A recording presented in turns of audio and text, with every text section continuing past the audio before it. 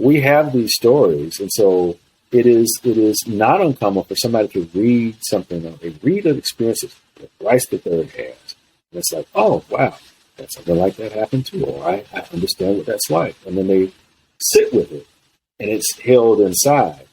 The fact that you have, and that I have, and that I've encouraged others to have, spaces for people to write, helps people get their healing stories out and on paper. Hey, you feel that? You are now tuned into You Feel That with Bryce the Third. Yo, and welcome to another episode of You Feel That, the show where we aim to turn your I can'ts into I got this by providing you with tools and ways of looking at life that empower you emotionally and mentally, no matter what field you in. I am, of course, your host, Bryce the Third, and today we have a very, very, very, very, very special guest. This guy has so many titles. That'd be the whole podcast episode if I sit here and listed off all the titles. I mean, educator, author, creative, father, editor, Reverend Dr. Congratulations on your graduation, by the way. This guy does it all. And I don't know how many of you are avid podcast listeners, really, really big beginner, been here since the beginning with You Feel That, and are really dedicated field fammers. But if you've been here for a little bit, you know that I got this book coming out in January 2022 called The Handbook. And this guy is a huge reason as to why that book is in existence. So it's only right that I had him on this podcast today. Please help me welcome Dr. Reverend Timothy Burks. What's up, man? You better channel our granddaddy. Hey, delighted to be here. And excited to kind of just have this conversation. Yeah. I'm excited as well. And I know there's a couple of levels that we want to take it. There's a couple of conversations that we want to have. And I feel that it's only right that we have it. And I feel that there's a couple of conversations that are supposed to be had in public.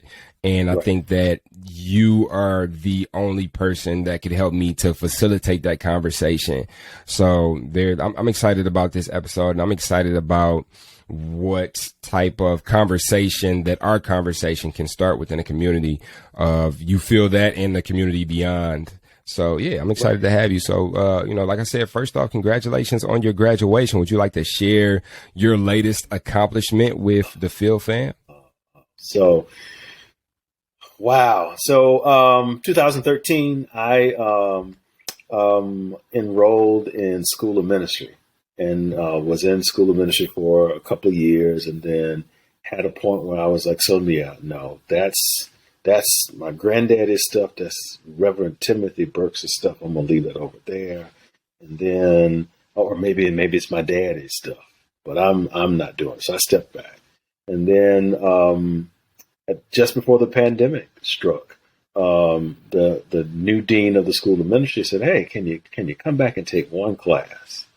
Well, I did that one class, and then I was like, "Well, it makes sense to do these two." So I did two, and then summer rolled along. Was like, "Well, I probably should do this course, but in order to do that course, I should have this course." So 3, long story short, last December, I graduated from one part of the School of Ministry and then continued on. And then a year later, December 12th, graduated and was ordained. So now the full name would be, and I don't know that I would use this because I would need a business card that would fold out, but it would be Reverend Dr. Tony Lamair Burks II. So yeah, that's. I know my granddaddy is smiling big time. My grandma. That is awesome, and definitely indicative of the unpredictable nature of our process. We set out thinking that one thing is gonna be what we set out to do, and then it unfolds and it becomes something totally different. A lot of times, we'll be super definite in not, anything but that. That's not my thing. I'll do everything but that. And then the way that things work out is like we end up doing exactly that. And that just goes to show the malleability of our emotional investment in what it is that we create. And I think it's a wonderful example of the process. So to kind of piggyback off of that, with this new title that you have with Reverend on your name, you have a lot of titles. And like you said, like it would, to have a business card with all of your titles on there, it'd have to unfold. It'd have to be like one of those vacation things, where you get on vacation and it's like a triple, quadruple, trifold with all the different spots. It'll be all your different titles on there. So tell the audience a bit about who Tony is, besides the titles, besides the accolades. Who is Tony? So I think the first critical part is to have alignment with all those titles. So that, because that's the easiest thing to be, is to be in alignment with all those titles. So that the Tony who is Dr. Burks is the same as the Tony who's the ghostwriter, is the same as the Tony who is the educator. So at my core, I think I'm a connector. I'm a furtherer, and I'm going to define what those are. As a connector, I think at my core, I connect people to each other. And sometimes I remain connected to the folk I connect. Sometimes I don't. Sometimes I connect people and I never communicate with them again. But I get people together to ultimately produce something that works for them, whatever that may be. And that could be across all kinds of disciplines, all kinds of backgrounds. So connector. And then further, I believe, and I've been told by one of my lifelong mentors, that I have the ability to see a person not where they are right now, but where they desire to be down the road. And I help further them along their path, either through coaching conversations or through like literal hands-on around a specific project. So at my core, further and a connector. And then I would add a learner. In order to be an effective teacher, you've got to be a learner, which means you got to be able to learn something, revisit what you learn, unlearn some stuff, relearn some stuff, and then be able to tell somebody about it. So who is Tony? A connector, further, and a learner. Connector, furtherer, and a learner. Yeah. I definitely can relate on being the furtherer, and I definitely can connect with being a learner. Like what I'm learning now, and I'm in class for learning how to create lasting change in people. And that's just been one of my things. Like, it's like, how can we make the teachings even more substantial to the point to where, cause like the way that I teach, like I don't teach where it's like, oh, you'll need the next thing that I'll have to offer continuously. Like really, I'm trying to work you away from me.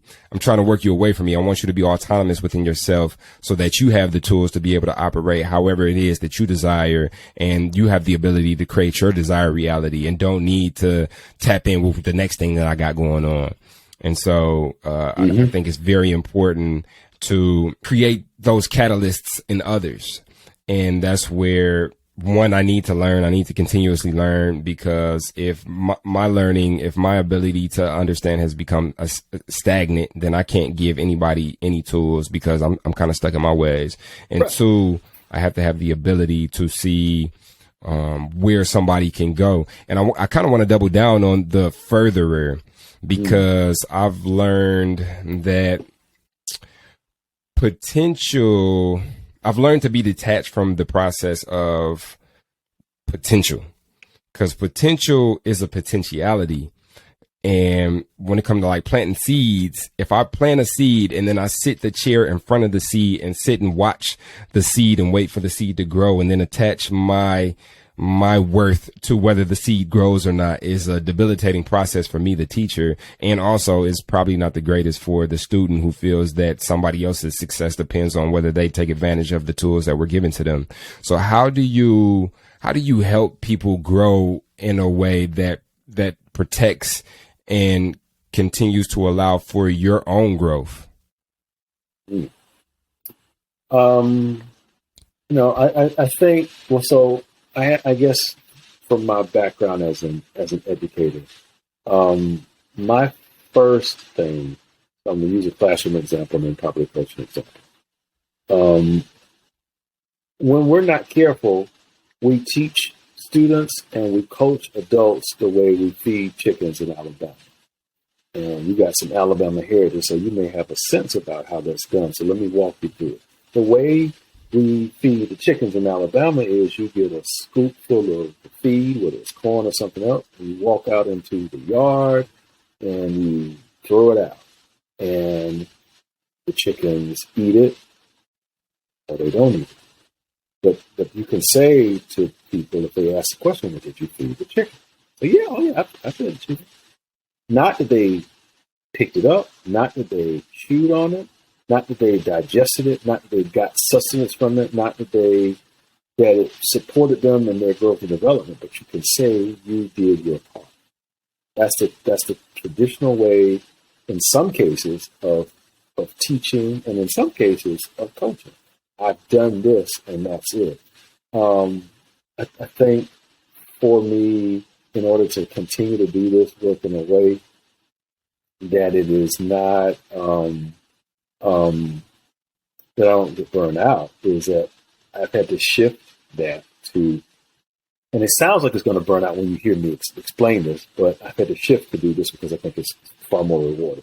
And that is, we change the notion of teaching and coaching to, I provide some information, but I also ask for some information. I ask for, and then I invite involvement. I invite participation. I invite engagement. I invite investment. I think that in both a coaching and a teaching situation, the person you're working with ought to have the opportunity to take the tools that you've been teaching them, try them out with your support, with your guidance, with your tutelage, with your insights, with your observations, and then for you to give feedback about what you've done with them so that ultimately they can reproduce, they can replicate the very thing you've been working with them on independent of you over time.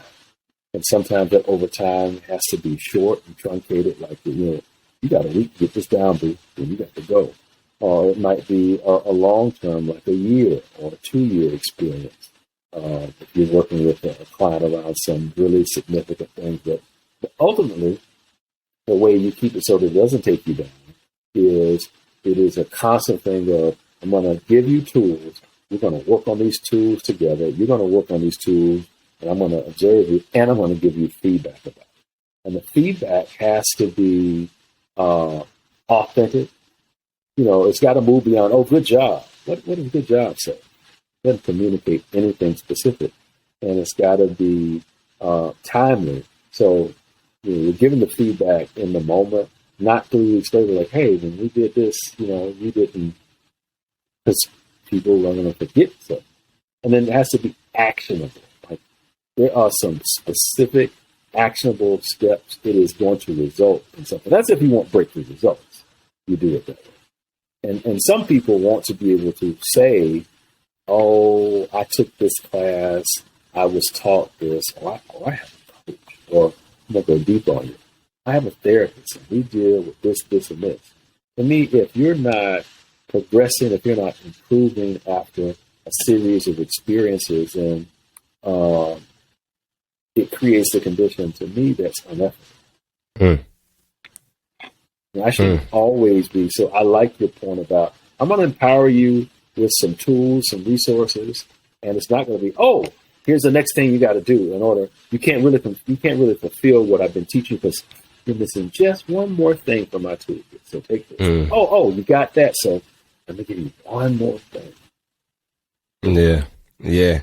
And it's important that we lay the tools at the feet of the people, because so I believe in unlimited energy. I believe that energy cannot be created or cannot be destroyed. So there's always energy, but I also have come to understand that the energy that flows through my physical vessel is finite. So I have to manage it just like I would manage money in a bank account. And if I am a necessity in your process, like, that's unscalable. Like, there's only like 1 or 2 or 3 people that I can be necessary for, like, where every time they come to an obstacle, they need like Bryce in the physical, or they need to hear Bryce, or they need to, like, that's not scalable. And that doesn't help me to affect as many people as it is that I've set out to affect. And, to really create change, I empower you to create change within yourself, which empowers you to create change in others. And then, like, now it's a perpetual exponential process, because now you affect them, they affect them, they affect them. And that's how we send the wave, across the universe, for real. And so, I kind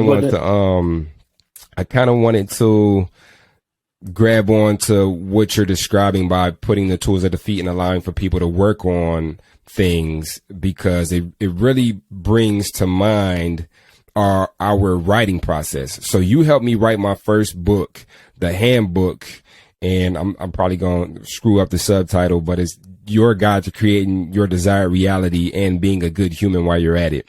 Yeah, and a lot of the ways that I modeled my book after was your book, Bought Wisdom.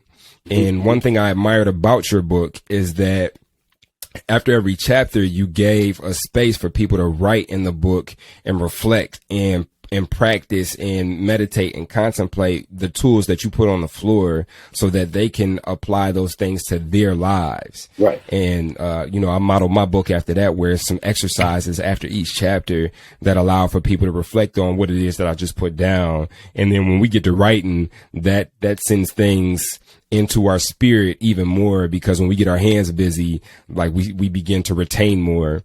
So it's just, it's a process that I think is important to teaching, is getting people busy in practicing and applying these principles to their lives in this moment, soon as they learn or receive the teaching.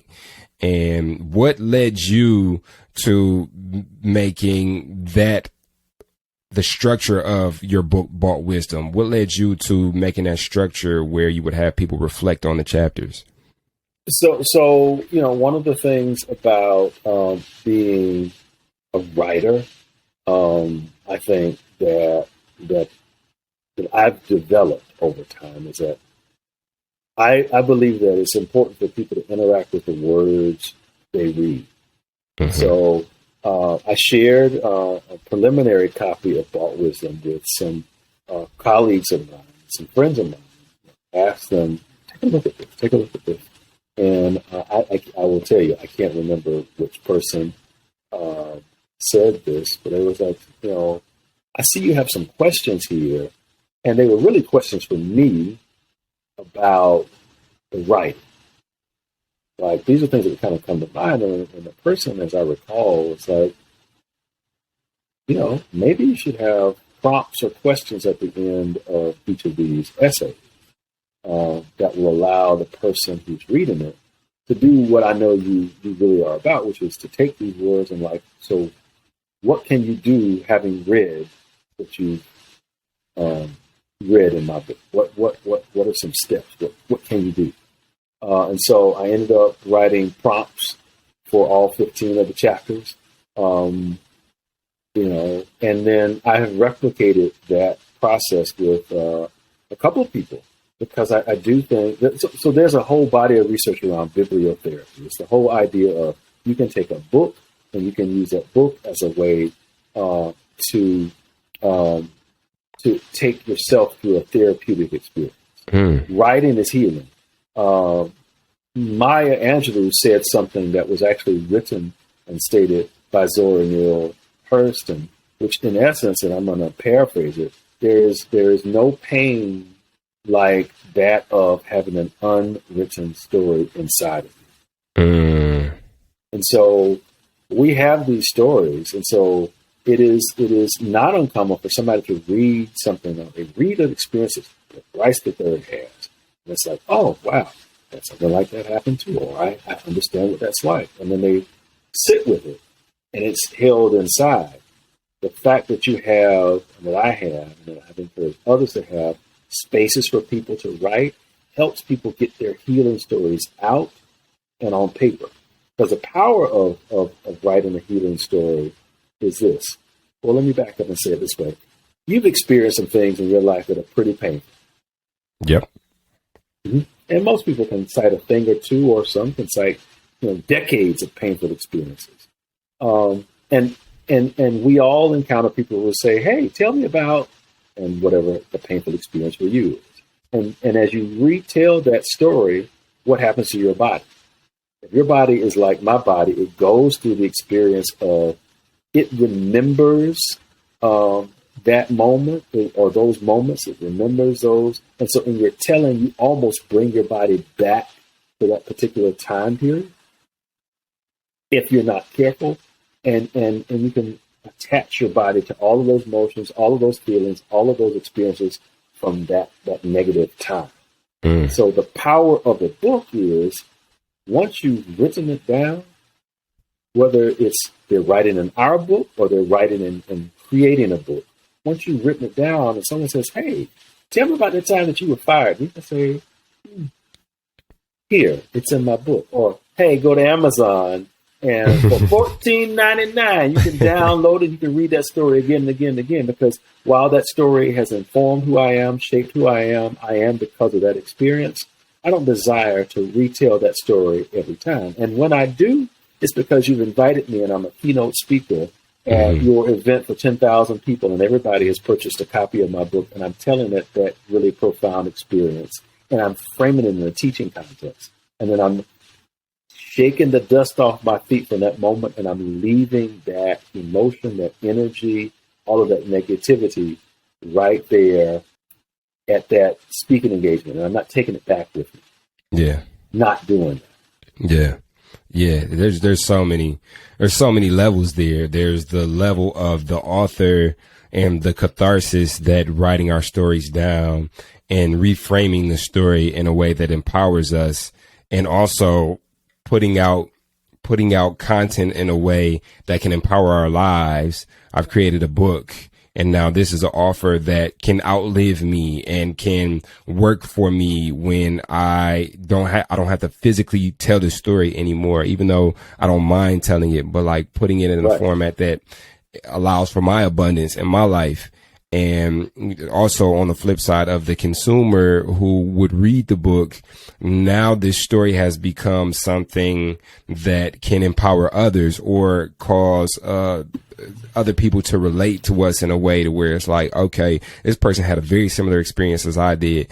Or, even speaking to the title of your book, Bought Wisdom, which we'll link in the show notes of this podcast. His book, Bought Wisdom, I definitely recommend it. But, we can borrow the wisdom that you bought. And that's a big thing that I've learned too. Like, that's why I like books as a medium. Like, I'm not no super ass book dude where it's like, read books. Cause I notice like, it could be a old head rhetoric where it's like, oh, you ain't reading enough. And that can lose kind of us who, know of all the other mediums. Like, I could watch YouTube and get the same from a YouTube video as I could from a book. But what I've learned about like books is books precede YouTube and internet as a medium of media. So there's books that go back to the 1930s, and I can pick that book up and pick that person's brain who had lived and died and then been dead for more years than I had even been, I hadn't been thought of for 75 or 100 years before he passed or after he passed. And I can pick his brain and see like, oh, some things that are true now were true in 1920. Some things that are true now were true in the 1800s. Some things like there's some truth here, and I can kind of develop my own truth or understanding. So it's catharsis for the author. and it's relation for the consumer. And then I think when the author makes a book that the person can kind of write their own story into, it's like passing on the cathartic effect of like getting our hands busy and reframing our stories in a way that empowers us and doesn't debilitate us. I think that's super cool. So here's the interesting thing about Bought Wisdom.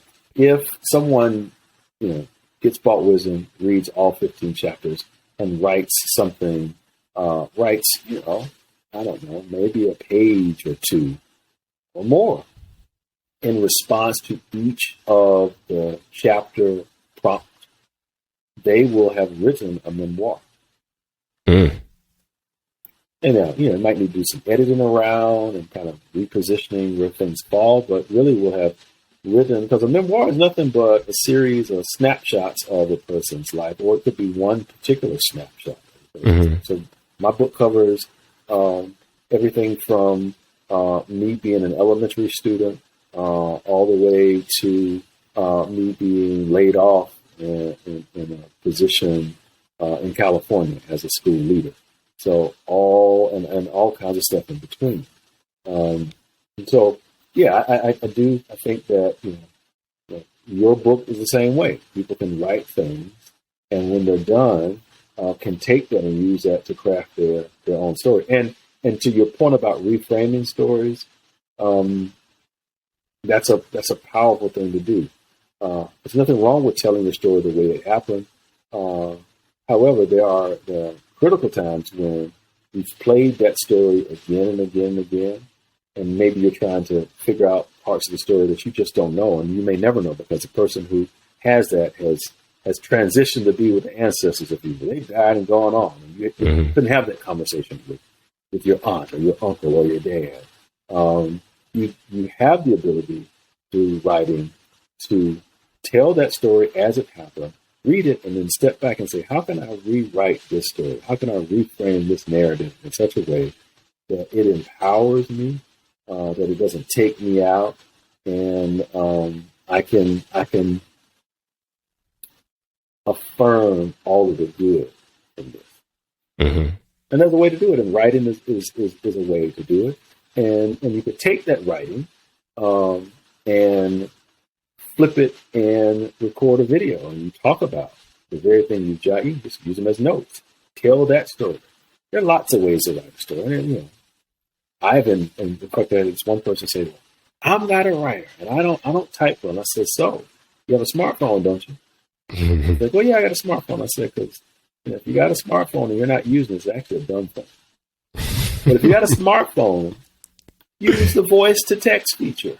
Speak what you have, your ideas into this, and then it's done the typing for you. You may have some light editing, but you can write a good percentage. The last writing project I've worked on, a good 40% of it was done using my iPhone. Good 40%. And this is for... And this was the text to speech that you use? You use voice to text. You speak it in, it types it up. I've done that for most of my projects. At some point, I use voice to text. How cumbersome is the process of taking that transcription and turning it into something that's grammatically on point? It depends on the particular tool or app you use. But Google has, if you use Google Chrome, it has a free version that's within Google Docs that is pretty straightforward. It may not hear all of your punctuation, but to me, it's not a cumbersome process at all. It's actually because here's the thing: when you speak it, you have the opportunity to then go back and as you're revisiting what you've spoken, it allows you to fill in the blanks. It allows you to revisit ideas that you've spoken. It's like, oh yeah, there's a part that I'm missing, because a natural part of storytelling is the slippage. Slippage is nothing more than there are parts of the story that you forget, that you omit. Sometimes it's purposeful. Sometimes it's just in retelling. It's like, oh yeah, I forgot. That's a key part of this story. So by revisiting it, while some may want to simply just speak it and then move away from it, I think it's all right to speak it and go back and clean it up, what little that it might be, because it gives you another time to see your content. Look, I think you might be piquing my interest. You might be revving the engine for me to go start writing my next book today during this taste of speed. Cause I be having the ideas, but it's like, it take quite a bit for me to, okay, I'm gonna dedicate myself to sit down in front of the computer and, begin typing this thing out. Whereas like I can always pull my phone up to my mouth and come up with a stream of consciousness that can be used and can help to empower others. Yeah. You about to get that engine going. So before we get out of here, I really wanted to kind of like talk about the process of my new book, the handbook. Yes. And how that came to be. So, and there's a couple of levels to this. You are a self-proclaimed, but also I back your proclamation, storyteller. And you also help others to tell their story, as you touched on earlier in this episode. And so you were one of the people who encouraged me to tell my story. And even though the handbook is we lightly touch on my personal experience and more so use some of the experience that I've had in developing an understanding of who it is that I am and where it is that I desire to go and the process that I use to get there and sharing that with people. But you still got the engine going with like beginning this process. So tell me a little bit about what got you, like, why is storytelling important in culture? Why is storytelling important in business? And then I kind of want to, bounce a little bit off of how these things that are important to you kind of rubbed off on me to help me to write my own story. So first off, storytelling is the first form of teaching, in my opinion. I agree. And stories through the oral tradition are ways in which people know their histories over time. For instance, let's go to tap into some of my learnings over the years in school administration. If we look at the Jewish people, oral tradition, and if you look at the Bible. And some people will kind of flip out with this, but I'm going to call it the way I see it. If you look at the Bible, you have a people who tell stories. The oral tradition very much informs what they have and what they do and how they operate and how they inhabit.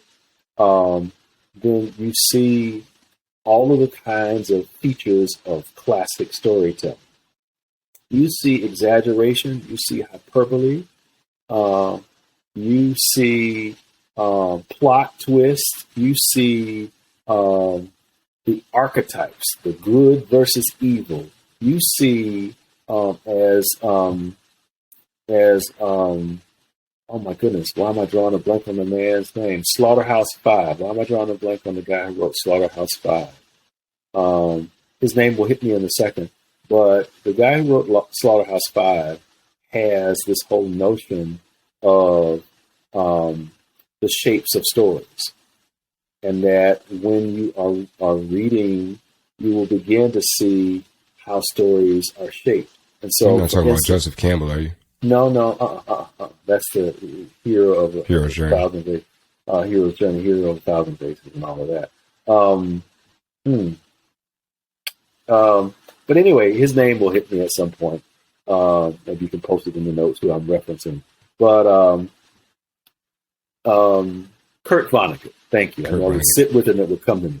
Kurt Vonnegut talks about the shapes of stories. And so, there is the story that starts like this, and it's like you're moving across, boy meets girl, girl meets boy, somebody meets somebody, they fall in love, life is like glorious, something negative happens, and then something positive happens, and then they move on in a great way. We got that. We've got the man in the hole where it's like, oh my goodness, life just falls out for this person, and then something restores and the person comes back. We've got the classic story, which is, things are interesting, along the way, and then, oh my goodness, she meets a prince, and then the shoe falls off. It's midnight. The carriage turns into a pumpkin. This was known in history as the Cinderella story. But then, the prince gets that shoe, finds her, and then boom, it's talking like electric, right? That story is the story of Cinderella, the fictional person. That's the story of Genghis Khan. That's the story of Oprah Winfrey. That's the story of J.K. Rowling. That's the story of Chow Yun-fat. I could go down the list of people who have that as their storyline, and that's the story. Oh, that's the story of Pursuit of Happiness. Why am I drawing a blank on that gentleman's name? The movie that Will Smith starred in. Yeah. That character, that real person, that's his story. It's the Cinderella story. And Kurt Vonnegut says every time a Cinderella story is told, the person makes $1 million. Why? Because it is the most attractive and enduring kind of story in the world. So I know that, one, it's about realizing the power of stories. 2, realizing that the stories we tell have shapes. And 3, then sitting down and saying to people, if we're natural storytellers, we, particularly people of African descent, we're natural storytellers. That the griot is a significant character, a significant person in African history, regardless of which country they're from, regardless of which tribe. That type of individual, the person who keeps the stories, helps maintain the history of the people, is a powerful person, is a respected person, is a knowledgeable person. And it's said that when a griot dies, it's as if an entire library has burned to the ground. If the griot has not passed on their story. So just for those who don't know, what exactly is a griot? Storyteller, classic storyteller from African tradition. So, you've got these stories, and to me, it is helpful if we come back, if we bring all that broad stuff back down to your book. You had a couple of stories to tell. And, I thought that the easiest thing, the most productive thing might be to step back and look at your storytelling through song. And then sit down and go, of all the stories you told through your music, what's one that we could take and with minimal effort on the front end, shape it into your story? Because we have multiple stories. This is one aspect of Bryce III. Yeah, so I got so many other aspects. I got like 20 books in me for real, and I sent you that text over. Was like, these is the ideas for my next book. I got a parenting book in my spirit. I got my Cinderella story in my spirit. There's a couple of other. I got a parable akin to The Alchemist or the Celestine Prophecy. Like, I want to do things with creating characters and telling story in a way that is intriguing and exciting and takes you on an adventure, but also plants gems in your heart. Like, there's a lot of stuff inside of me. So it was a process at figuring out, like, well, what's the first thing? Like, what do we start with? And the most low lift thing that we ended up landing on was the handbook. And for those of you who don't know, because a lot of people know Bryce III from different realms, and from my music, there's an album that I had called Internal Revenue, and it dropped in 2018, into 2017, 2018. And there's a song on there called The Handbook. And in that song, I proceeded to kind of just detail my spiritual rules at that point in time that helped me to see life in a way that empowered me to create the reality that I wanted. And in song, I shared it. In rhyme, I shared it. And it was just something I had never heard done. It was something that was really in alignment with who it is that I am. And it's like, okay, if we're going to do this rat thing, like we're going to do it, and we're going to do it Bryce the third way. So when Tony asked me what song do I think that I can grab and write a book off of, like that was immediately the first song that had came to mind. So it's, and you can, I will post a song in the show notes. You can go listen to the song and kind of get an idea and a feel for what we be touching on in the book. But I took that song and I expounded on topics such as perception, gratitude, inspired action, and just these different things that I found helped me to live a life of increased quality and help me to be a good human being, but also help me to manifest the things that it is that I set out to create. And that's what we did with the book, and that's what the handbook turned out being. And I'm super proud of it. I'm super excited to be a published author. And there's a bit of my story in there that I feel that people would be able to relate to. And I think the handbook is more so helping you develop and decipher what your own story is, and giving you the tools to be able to flesh out your own story in your life. And I'm just super excited to get this out to the world for real. Yeah, it's good stuff. I've had a couple of people in different industries read it, and they all like, it's accessible. It offers some practical tips, and it gets you to think. Yeah. Super excited. So the theme, the culture of the Feel Fam here at You Feel That is, we started out with no understanding besides we all feel big emotions. Mm-hmm. This was a space where anybody is a space where anybody who feels big emotions, whether they consider themselves a highly sensitive person or not, this is just a space where people who feel things come to learn how to grow, exceed, and excel. And so, as a final question, I know there's somebody out there dealing with huge emotions that may be stopping them from having the courage to tell their story or to explore or investigate their own personal story. What suggestions and advice would you give them to begin to delve into their personal process on telling their story and getting out of that paralysis? A couple of things come to mind. One is to, and the first one sounds flippant, but I'm going to throw it out there. Get over yourself.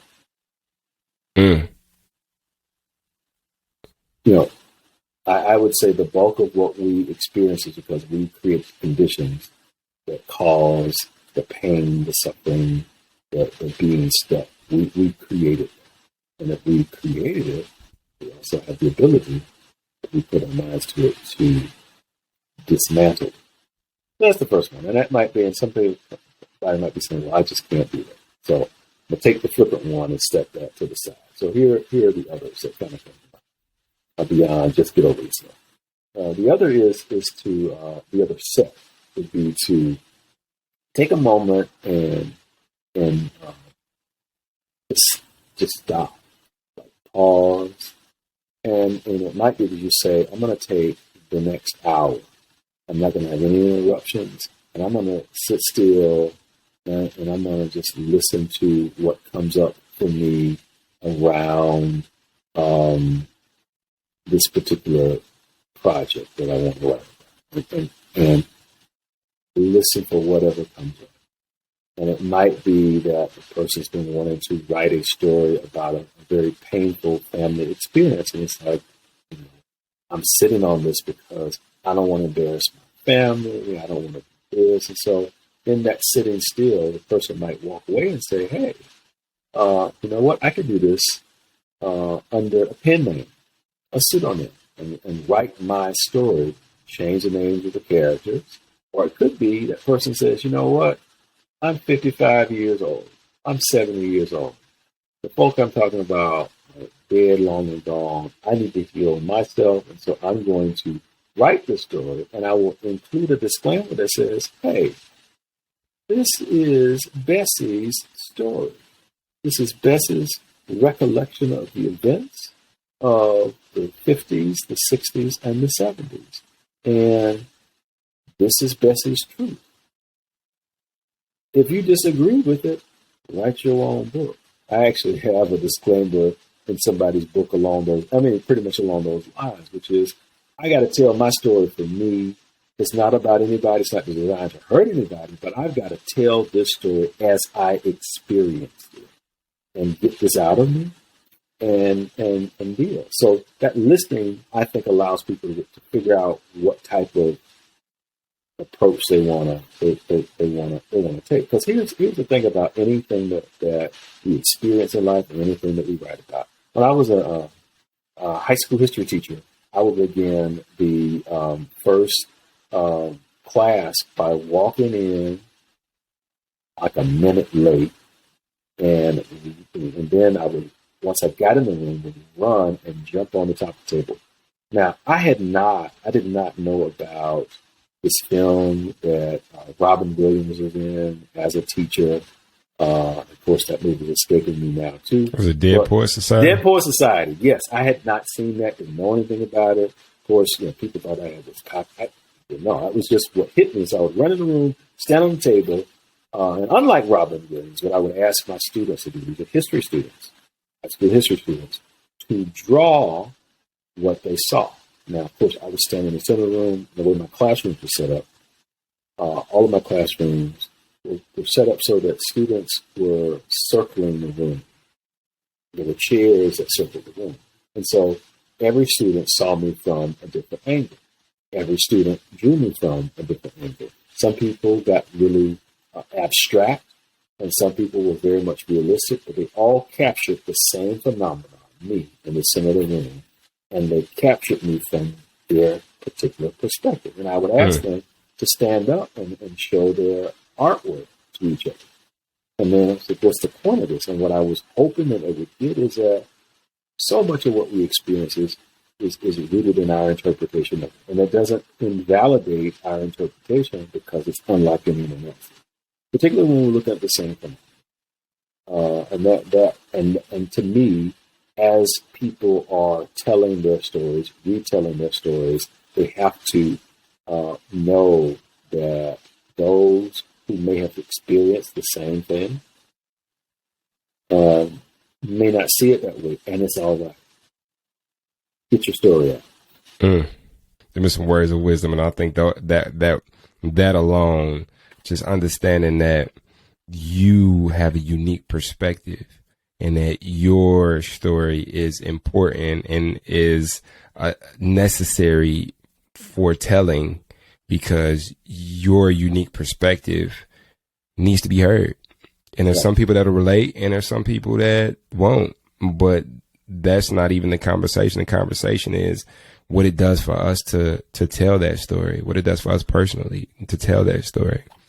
And that's mad important. That's mad important. And it's inspiring too, because with my teaching methods, I find that it's important to do sensational, polarizing things to get people like, whoa, what is happening right now? Like what? Because it's those moments that things sink in for people because of the experience. Like they'll never forget that. I'm pretty sure like anybody who attended your history class will remember that forever. That my one professor, man, he came in, he was a minute late.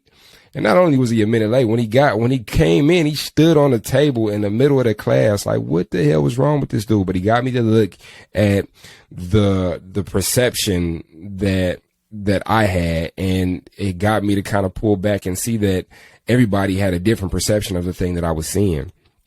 And just real quick, I mentioned that I'm in this class on creating lasting change, and they were talking about this study that was done a while back where it was like a cube, it was a block, and one side was painted red and the other side was painted green.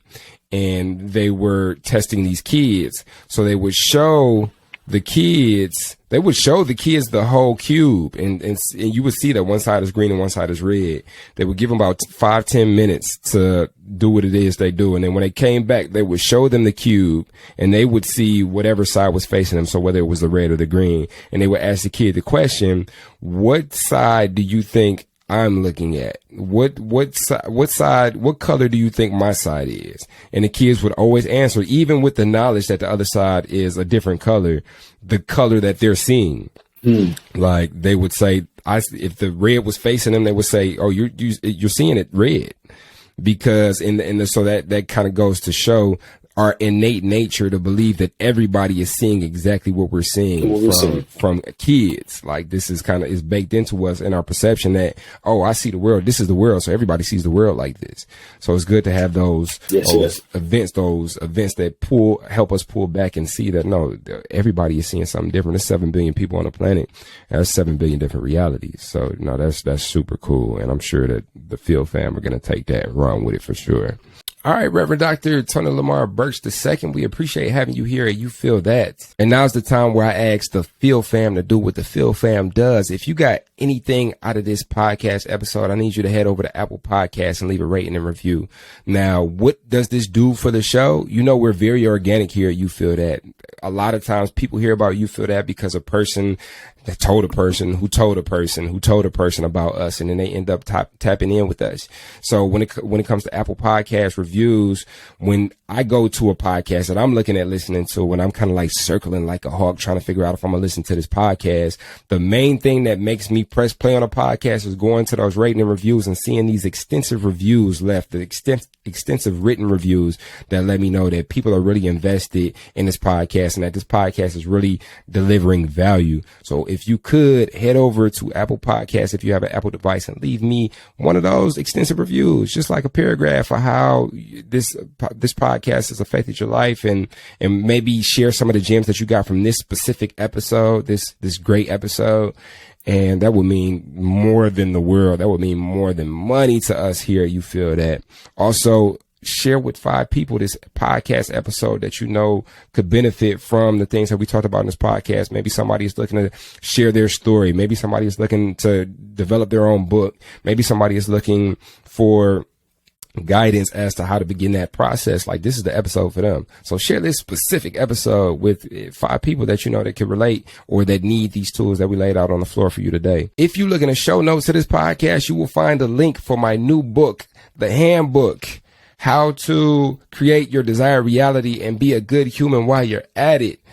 The way the podcast episodes work, a lot of these get recorded, and I don't know the order of which we're going to drop them. So if you are in the greatest position to be in the world where this thing is already published, you could just click on the link and buy the book right now. And let me tell you, like, it's worth every penny. It will help you to develop the tools within yourself to figure out how to create the life that you want to create. And if you don't know what that life is, it helps you to develop that process with yourself, to start that conversation and figure out and develop where it is that you want to go. So grab that. It's in the link in the show notes of this podcast. Also, if it is in January already, the 29th of January, we are doing a book signing at the Looking Glass in Warren. It's technically Warren, but it's in Detroit on 8 Mile. The link to that event will be in the show notes of this podcast as well. So grab your tickets. It's going to be crazy. We're going to have live music. We're going to have a book signing. We're going to have my homegirl, Lamair Grace. She's going to come out. She's going to do self-care Sundays, like meditation, and she's going to do some teachings there. We're going to do a live podcast recording of You Feel That in person. It's going to be great. I love to see your smiling faces. I love to really connect with you all and kind of get that good energy going. And with all that said, Reverend Doctor, is there any words that you would like to leave for the Field fam before we get up out of here? Tell your story. Tell your story. Tell your story. Tell your story. Wise words from a wise man to wise people. I will catch you next time on You Feel That with Bryce III.